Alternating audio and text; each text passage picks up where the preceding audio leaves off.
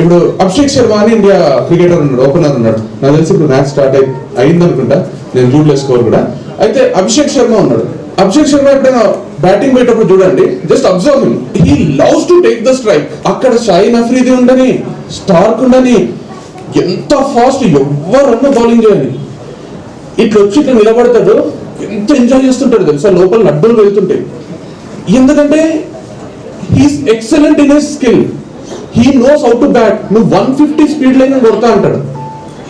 Same thing happened with Sachin Tendulkar, same thing happened with Virat Kohli, same thing happened with Akshay Kumar, same thing happened with Shahrukh Khan, same thing happened with every person whom we are speaking about.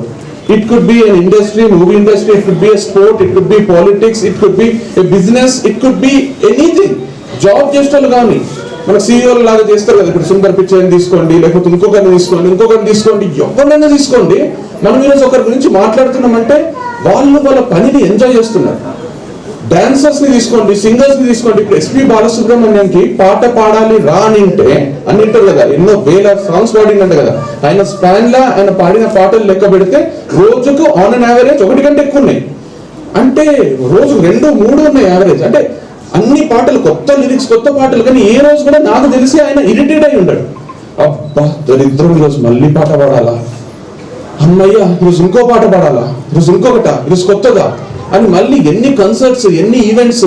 మీరు ఇప్పుడు అర్జిత్ సింగ్ ని తీసుకున్నా, లేకపోతే శ్రేయా ఘోషల్ ని తీసుకున్నా, వాళ్ళు perform చేస్తుంటే వాళ్ళకి తెలుసు నేను ఎక్స్ట్రాడనరీ పర్ఫామ్ చేస్తే పిచ్చకి పోతుంది ఒక్కొక్కరికి. అసలు నేను పర్ఫామ్ చేస్తే అందరి దృష్టి నా మీదనే ఉంటుందని తెలుసు.